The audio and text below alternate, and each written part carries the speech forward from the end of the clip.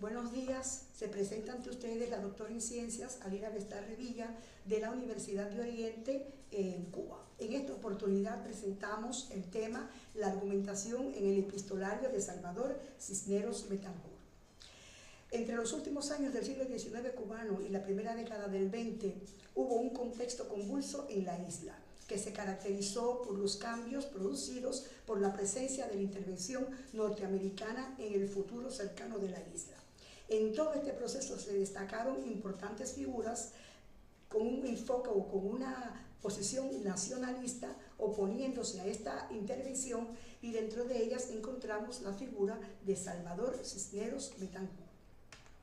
El objetivo de este trabajo es analizar los indicadores de la argumentación con un enfoque individualizador en cartas privadas de este cubano intelectual y político del siglo XIX para desentrañar las complejidades de épocas pasadas desde múltiples aristas y reconstruir el pensamiento de estas personalidades. La investigación se realizó a través de los métodos observación, historicológico, inductivo-deductivo, análisis y síntesis. Como método específico se emplea el análisis de contenido articulado en el análisis del discurso para el estudio y la interpretación de los documentos históricos que constituyen las muestras de la investigación. La población y las muestras son coincidentes. Son 14 cartas que se produjeron entre 1899 y 1913, compiladas por Cento y Muñoz en el 2003 en su libro Salvador Cisneros Betancourt, Palabras contra la enmienda Platt, que expresan la visión de este patriota en un contexto que estuvo marcado por la presencia de la enmienda Platt en el país. Los criterios de inclusión sitúan los documentos históricos de Salvador Cisneros Betancourt en el periodo comprendido entre 1900 y 1901, donde resaltan sus cartas privadas enviadas a personalidades de la época con la intención de persuadirlos para que asuman una postura determinada ante los diversos procesos de este periodo. Las características que resumen las estrategias argumentativas de Salvador Cisneros Betancourt en estas cartas se resumen tienen como finalidad definir la posición política de Cisneros, sirven como procedimiento heurístico para descubrir y formular, analizando ciertos datos, la opinión personal de este intelectual, tratan de comunicar a los interlocutores el juicio propio provisto de argumentos que prueban su validez a través de las experiencias vividas por los interlocutores.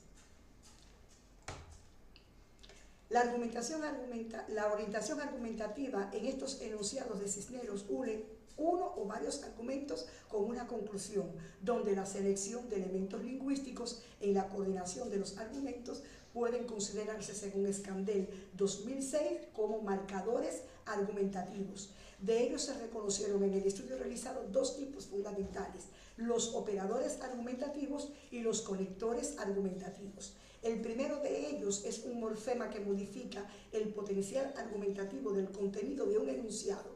El segundo es un morfema, adverbios, locuciones, conjunciones, subordinantes o coordinantes que enlazan enunciados que intervienen en una estrategia argumentativa única.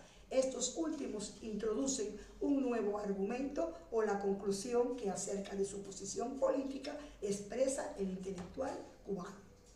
Como resultado de esta investigación se concreta en la caracterización de estos indicadores argumentativos realizados por Cisneros en las cartas privadas a personalidades entre 1900 y 1901 referidas a la enmienda Platt.